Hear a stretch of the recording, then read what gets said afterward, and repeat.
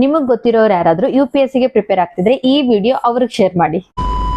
ಯಾವ ಏಜಲ್ಲಿ ಬೆಸ್ಟ್ ಅಂದರೆ UPSC preparation start ಮಾಡೋದು ಅಂತ ಹೇಳೋದಾದರೆ, ನನ್ನ ಪರ್ಸ್ನಲ್ ಒಪಿನಿಯನ್ ಬೇಸ್ ಮೇಲೆ ನಾನು ಈ ವಿಡಿಯೋ ಮಾಡ್ತಿದ್ದೀನಿ. ಲೈಕ್ ನಾನು ಡಿಗ್ರಿ ಆದಮೇಲೆ ಐ ಥಿಂಕ್ ನಾನು ಡಿಗ್ರಿಯಲ್ಲಿ ಡಿಸೈಡ್ ಆದೆ UPSC ಪ್ರಿಪ್ರೇಷನ್ ಸ್ಟಾರ್ಟ್ ಮಾಡೋಣ ಅಂತ.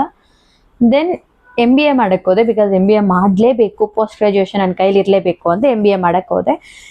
ದೆನ್ ಓಕೆ, ಇವಾಗ UPSC ಪ್ರಿಪ್ರೇಷನ್ಗೆ ಬರೋಣ ಅಂತ ಬಂದಿರೋದು. ಬಟ್ ನನ್ನ ಒಂದು ಎಕ್ಸ್ಪೀರಿಯನ್ಸ್ ಬೇಸ್ ಮೇಲೆ ನಿಮ್ಗೆ ಏನಾದ್ರು ಅಡ್ವೈಸ್ ಕೊಡೋದಾದರೆ, ಲೈಕ್ ನನ್ನ ಮೈಂಡಲ್ಲಿ ಆ ಟೈಮಲ್ಲಿ ಏನಿತ್ತು ಅಂದರೆ, ಇನ್ನೂ ಕಾಲೇಜ್ ಲೈಫ್ ಬೇಕು, ಇನ್ನೂ ಎಂಜಾಯ್ಮೆಂಟ್ ಬೇಕು, ಇನ್ನೂ ಫ್ರೆಂಡ್ಸ್ ಜೊತೆ ಆ ಥರ ಇರಬೇಕು. ಸೊ UPSCಗೆ ಹೋದರೆ ಆಬ್ವಿಯಸ್ಲಿ ಓದೋದು ತುಂಬ ಇರುತ್ತೆ. ಆ ಟೈಮಲ್ಲಿ ನಾನು ಎಂಜಾಯ್ ಮಾಡೋಕ್ಕಾಗದೇ ಇರ್ಬೋದು. ಅದಕ್ಕೆ ಮತ್ತೇನು ಲೈಫಲ್ಲಿ ನನಗೆ ಆ ಮೂಮೆಂಟ್ಸ್ ಸಿಗಲ್ಲ ಅನ್ನೋ ಒಂದು ಇದ್ರ ಮೇಲೆ ಇನ್ನೂ ಕಾಲೇಜ್ ಡೇಸ್ ಸ್ವಲ್ಪ ಮುಂದೆ ಮಾಡಿಕೊಂಡು ನಾನು ಪೋಸ್ಟ್ ಗ್ರ್ಯಾಜುಯೇಷನ್ ಕೂಡ ಕಂಪ್ಲೀಟ್ ಮಾಡಿದೆ. ಬಟ್ ತಪ್ಪಲ್ಲ, ಲೈಕ್ ಡಿಗ್ರಿ ಆದಮೇಲೆ UPSCಗೆ ಬರೋದು ತಪ್ಪಲ್ಲ. ಆದರೆ ನಾನು ಇನ್ನೂ ಪೋಸ್ಟ್ ಗ್ರ್ಯಾಜುಯೇಷನ್ ಏನಾದರೂ ಮಾಡಿ ಬರ್ತೀನಿ ಅಂದ್ರೂ ತಪ್ಪಲ್ಲ.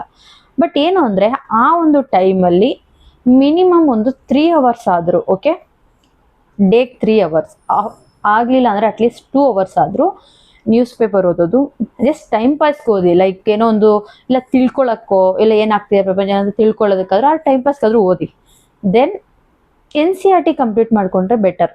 ಅಂದರೆ ನಮ್ಮ ಹತ್ರ ತುಂಬ ಟೈಮ್ ಇರುತ್ತೆ ಆ ಟೈಮಲ್ಲಿ.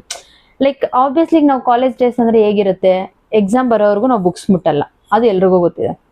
ಆದರೂ ಟಾಪರ್ಸ್ ಆಗ್ತೀವಿ, ಅದು ಸೆಕೆಂಡರಿ. ಬಟ್ ಏನು ಮೂಮೆಂಟ್ಸ್ ನೀವು ಎವ್ರಿ ಡೇ ಎಂಜಾಯ್ ಮಾಡಿಕೊಂಡು ಫ್ರೆಂಡ್ಸ್ ಜೊತೆ ಹರಟೆ ಹೊಡ್ಕೊಂಡು ಆಚೆ ಓದ್ಕೊಂಡು ಇದೆಲ್ಲ ತಪ್ಪಲ್ಲ, ಎಲ್ಲವೂ ಮಾಡಿ. ಬಟ್ ಒಂದು 2 hours ಆದರೂ ಕುತ್ಕೊಂಡು ಓದಿ. ಲೈಕ್ ಕುತ್ಕೊಂಡು ಓದೋದು ಅಭ್ಯಾಸ ಆಗುತ್ತೆ, ನಿಮ್ಮ ಬಾಡಿಗೆ ಅದೊಂದು ಲೈಕ್ ಬಾಡಿ ಕೋಆಪ್ರೇಟ್ ಮಾಡುತ್ತೆ. ಅಲ್ಲಿಂದನೇ ನೀವು ಆ ಥರ ಮಾಡಿದ್ರೆ ದೆನ್ NCERT ಎಲ್ಲ ಕಂಪ್ಲೀಟ್ ಮಾಡ್ಕೊಂಡ್ಬಂದರೆ, ಯಾವಾಗ ನೀವು UPSC ಪ್ರಿಪೇರ್ ಆಗಬೇಕು ಅಂತ ನೀವು ಸ್ಟ್ರಿಕ್ಟಾಗಿ ಕುತ್ಕೊತೀರಾ, ಆ ಟೈಮಲ್ಲಿ ನಿಮಗೆ ಈ ಒಂದು ಏನಿದೆ ಈ ಜರ್ನಿ ತುಂಬ ಬೇಗ ಹೋಗುತ್ತೆ. ಓಕೆ, ಯಾಕಂದರೆ ಎಲ್ಲ UPSC ಸಿಲೆಬಸ್ ಎಲ್ಲ ಕಂಪ್ಲೀಟ್ ಮಾಡಬೇಕು ಅಂದರೆ ಮಿನಿಮಮ್ ಆದರೂ 2-3 years ಬೇಕಾಗುತ್ತೆ. ಓಕೆ, ಮಿನಿಮಮ್ ಆದರೂ ಕಂಪ್ಲೀಟ್ ಸಿಲೆಬಸ್ನ ಓದಬೇಕಂದ್ರೆ 2 years ಆದರೂ ಬೇಕಾಗುತ್ತೆ. ಸೊ 2 years ಬೇಕಾಗುತ್ತೆ. ನೀವು ಇನ್ನು ಸ್ವಲ್ಪ UPSC ಪ್ರಿಪ್ರೇಷನ್ ಎಲ್ಲ ಅಷ್ಟು ಸ್ಟ್ರೆಸ್ ಅಷ್ಟು ಬರ್ಡನ್ನು ತಗೊಳ್ಳೋದು ಬೇಡ ಅಂತ ಅಂದ್ಕೊಂಡಿದ್ರೆ ಬೆಟರ್ ನೀವು ಅಲ್ಲೇ ಡಿಗ್ರಿಯಲ್ಲೇ ಎಲ್ಲದನ್ನು NCERT ಮಾತ್ರ, okay, 6th to 12th NCERT ಏನಿದೆ ಎಲ್ಲದನ್ನು ಕಂಪ್ಲೀಟ್ ಮಾಡ್ಕೊಂಡು ಬಂದರೆ ನಿಮ್ಮ ಜರ್ನಿ ಇನ್ನು ಸ್ವಲ್ಪ ಸ್ಮೂತ್ ಆಗೋಗುತ್ತೆ. ಇಲ್ಲಿಗೆ ಬಂದಮೇಲೆ ಕ್ಲಾಸಸ್ ಇರುತ್ತೆ, 9 hours ಕ್ಲಾಸು, ನಿಮಗೆ ರಿವಿಷನ್ ಮಾಡೋಕ್ಕೆ ಟೈಮ್ ಇರಲ್ಲ. NCERT ಓದು ಅಂತಾರೆ, ಆನ್ಸರ್ ರೈಟಿಂಗ್ ಬರಿ ಅಂತಾರೆ. 9 hours ಕ್ಲಾಸಲ್ಲಿ ಕುತ್ಕೊಂಡು ಬರೋ ಅಷ್ಟೊತ್ತಿಗೆ ಹೆವಿ ಬಣ್ಣನಾಗಿರುತ್ತೆ. ನನಗೆಲ್ಲ ಎಲ್ರಿಗೂ ಇದು ಕಾಮನ್ ಪ್ರಾಬ್ಲಮ್. ಆದರೂ ಓದಬೇಕು, ಬರೀಬೇಕು ಅಷ್ಟೇ. It's a ruthless. Like exceptions ಎಲ್ಲ 1-2 ದಿನ ವರ್ಕೌಟ್ ಆಗುತ್ತೆ, ಆಮೇಲೆ ವರ್ಕೌಟ್ ಆಗಲ್ಲ. ಸೊ ಬೆಟರ್ ನೀವು ಡಿಗ್ರಿಯಲ್ಲೇ ಕಂಪ್ಲೀಟ್ ಮಾಡ್ಕೊಂಡ್ಬಂದರೆ ಬೆಟರ್. ನಾನೀಗ ಡಿಗ್ರಿ ಕಂಪ್ಲೀಟ್ ಆಗಿದೆ. ದೆನ್ ಇನ್ನೊಂದೇನು ಅಂದರೆ, ಮಕ್ಕಳನ್ನ 10th ಇಂದನೇ ಸ್ಟಾರ್ಟ್ ಮಾಡಿಬಿಡ್ತಾರೆ.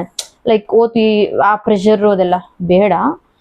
PU ಮುಗಿಲಿ, PUವರೆಗೂ PUC ಹೋದ್ರು ಅವರು ಅಟ್ಲೀಸ್ಟ್ ಆ ಫ್ರೀಡಮ್, ಆ ಒಂದು ಆ ಎನ್ವೈರನ್ಮೆಂಟ್ನಾದ್ರು ಸ್ವಲ್ಪ ಎಂಜಾಯ್ ಮಾಡಲಿ ಅನ್ನೋದು ನನ್ನ ಒಪಿನಿಯನ್.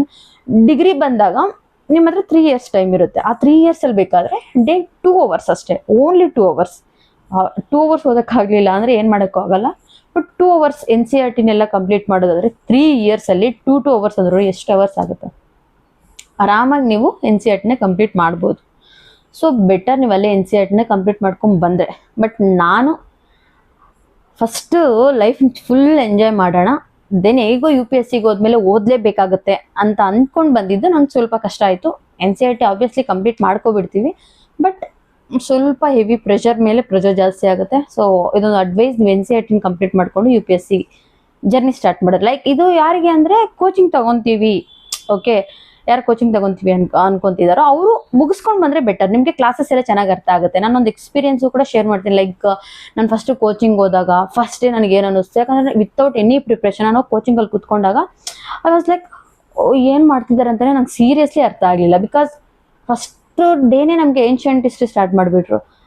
ನಾನು ಲೈಫಲ್ಲಿ ಹಿಸ್ಟ್ರಿ ಇದೆ ಅಂತ ಗೊತ್ತು, ಬಟ್ ಇಷ್ಟೆಲ್ಲ ಪಾರ್ಟ್ಸ್ ಇದೆ ಅಂತ ನನಗೆ ಆಮೇಲೆ ಗೊತ್ತಾಗಿತ್ತು. ದೆನ್ ವರ್ಲ್ಡ್ ಮ್ಯಾಪ್, ನಾನು ಲೈಫಲ್ಲಿ ವರ್ಲ್ಡ್ ಮ್ಯಾಪೇ ನೋಡಿರಲಿಲ್ಲ. ಫಸ್ಟ್ ಟೈಮ್ ಬಂದಿದ ತಕ್ಷಣ ಬೋರ್ಡ್ ಮೇಲೆ ಮರೀತಿದ್ರೆ ಯಾವುದಿದು ಅಮೀಬಾ ಅಂದ್ಕೊಂಡಿದ್ದೆ, ಬಟ್ ಆಮೇಲೆ ಗೊತ್ತಾಯ್ತು ಇಟ್ಸ್ ಎ ವರ್ಲ್ಡ್ ಮ್ಯಾಪ್ ಅಂತ. ಸೊ ಈ ಥರ ಬೇಸಿಕ್ ಏನಿರುತ್ತೆ ಅದನ್ನೆಲ್ಲ ನೀವು ಬಿಫೋರೇ ತಿಳ್ಕೊಂಡು ಬಂದರೆ ಬೆಟರ್. ಇದೊಂದು ಅಡ್ವೈಸ್ ವಿಡಿಯೋ ಅಷ್ಟೇ. ಐ ಹೋಪ್ ಈ ವಿಡಿಯೋ ನಿಮ್ಗೆ ಯೂಸ್ಫುಲ್ ಆಯಿತು ಅಂತ ಅನ್ಕೊತೀನಿ. Thank you so much.